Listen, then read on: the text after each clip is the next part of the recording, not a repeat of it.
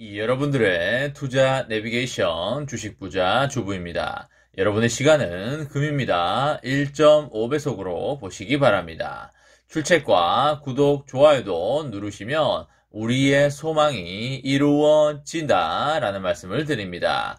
이번 시간에는 모건 스탠리 엄청난 보고서 나왔습니다. 삼성전자 난리 난다. 기회가 왔을 때 잡아라. 라는 내용에 대해 이야기를 해보겠습니다. 여러분, 수요일입니다. 오늘 하루도 즐겁고 행복하게 잘 보내시기 바랍니다. 오늘은 겨울치고 그렇게 추운 날씨는 아닌 것 같은데요. 이제 10일 정도만 지나면 1월도 지나가게 되겠습니다.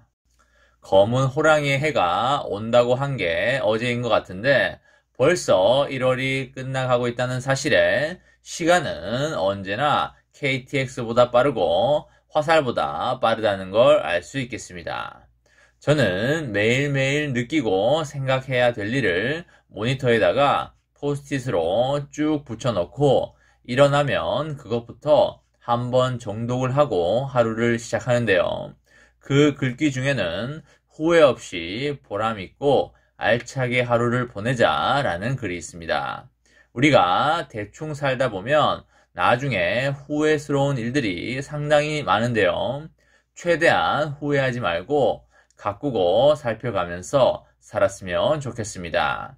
인생 만사가 정성을 쏟으면 다 잘 돌아갈 것이 분명하다고 생각이 되니까 여러분들과 제가 어떤 것을 이루고자 한다면 간절하게 정성을 오랫동안 쏟아부으면 당연히 이루어진다라는 말씀을 드립니다. 그 중에 하나가 바로 삼성전자 투자가 아닐까 생각을 하는데요.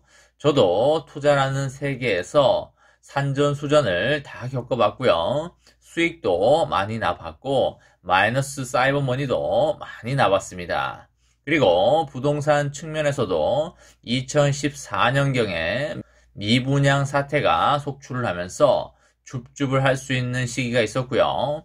그 당시에는 대출도 빵빵하게 잘해주던 시절이 있었습니다. 그때 폭락을 한다고 던진 사람은 지금의 부자가 못 되었고요. 그때 폭락하는 것을 주운 사람은 17년, 18년도에 부동산이 폭등을 하게 되면서 많이 부자가 되었습니다. 여러분들 주변에도 순수익 10억, 20억 이상 버신 분들이 알게 모르게 많으실 거라고 생각을 하고요. 그리고 주식시장을 본다고 해도 2020년 3월에 코로나 사태로 인해서 폭락을 했었는데 그때 줍줍했던 사람들은 엄청나게 벌었고요. 그때 던진 사람들은 재산을 증식할 수 없었습니다. 이렇듯 우리들은 부동산이든 주식이든 역사적 사실을 통해서 알고 있는 것은 매우 명확한데요. 바로 부자가 되려면 사태 때 사야 한다는 것입니다. 즉, 좋은 물건, 좋은 주식을 폭락할 때 주어야지만 부자가 된다는 사실은 수십 년의 역사를 통해서 증명된 사실이 되겠습니다. 오늘 삼전의 시황을 보면 삼전은 200원 밀린 76,800원 수준을 달려주고 있고요. 삼전은 700원 밀린 78,000원 수준을 달려주고 있습니다. 형이나 동생이나 1%채 밀리고 있지 않기 때문에 오늘은 그냥 보합 수준이라고 봐도 될 것 같습니다. 간혹 200원 정도 밀리는데 삼전은 멍멍이 잡주다라는 뉘앙스로 말하는 사람들이 있는데요. 그런 사람들은 전혀 주식에 대해서 모르는 사람이다 라고 이해하시면 되겠습니다. 지금 삼전은 박스권에서 눈치 게임을 하면서 움직이고 있기 때문에 그냥 편안하고 여유롭게 장을 바라보면서 큰 조정이나 폭락이 올 때 분할 매수로 줍줍 하는 게 가장 좋다는 말씀을 드리고요. 오를 확률도 있고 내릴 확률도 있지만 우리가 즐겁고 편안하게 장투를 하기 위해서는 반드시 시드를 남겨두고 그 시드는 영원히 쓰지 않는 원칙을 지키시면 되겠습니다. 인생에서 언제 비상 상황이 터질지 모르기 때문에 일정 시드는 영원히 쓰지 않는다라고 보시면 되겠습니다. 그리고 그 일정 시드를 가지고 있다가 찐 폭락이 온다면 줍줍에 나서면 된다고 말씀을 드렸는데요. 기억난다 1번, 기억 안 난다 2번 눌러주시기 바랍니다. 그럼 많은 사람들이 이렇게 물을 수 있겠습니다. 일정 시드를 가지고 있다가 주가가 올라버리면 어떻게 하나요? 라고 할 수 있겠는데요. 그 일정 시드는 인생의 비상사태를 위해서 가지고 있는 것이기 때문에 그 돈은 주식 투자와 상관없는 금액이라고 보시면 되겠습니다. 여러분, 모건 스탠리에서 엄청난 보고서가 나왔는데요. 우리가 모건 스탠리에 대해서 아픈 추억이 있어서 별로 좋아하지 않지만 그래도 이번에는 믿을만한 소식이 나왔다고 보시면 되겠습니다. 자율주행차 등장으로 2030년까지 차량 이용 시간이 현재 수준보다 25% 늘어날 걸로 예상이 되고요.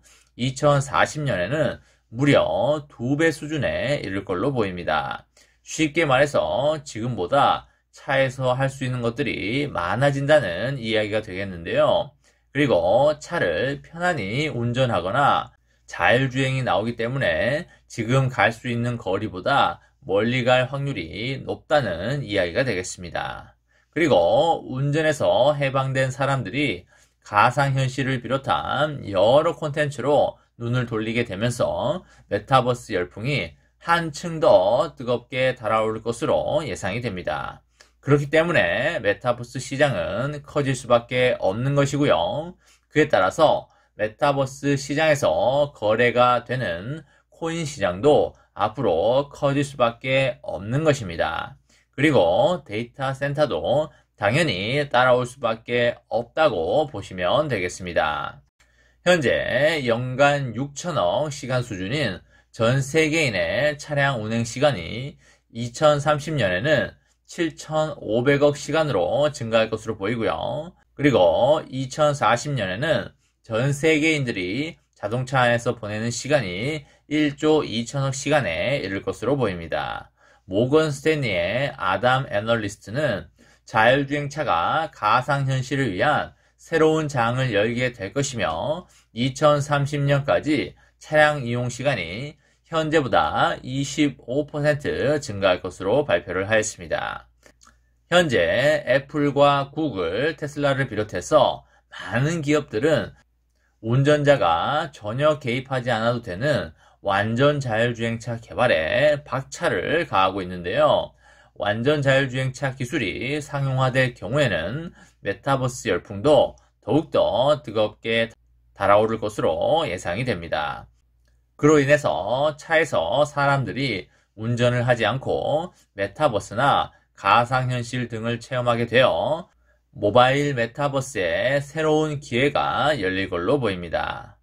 자율주행차 분야에서 애플이 아주 빠르게 치고 나가고 있는데요. 차에서 보내는 시간이 늘어나는 것은 애플에게 좋은 징조가 될 것으로 보이고요. 완전 자율주행 기술은 모바일 메타버스로 불리는 모바일 애플 스토어의 잠재력을 여는데 상당히 중요하다고 보입니다. 그리고 차 안에서 보내는 시간이 2040년에는 현재의 2배 이상으로 증가를 하게 되면서 테슬라가 자체 미디어 스튜디오나 그리고 사이버 전화 등을 출시해서 이 시간을 지배할 가능성도 상당히 높다라고 보시면 되겠습니다.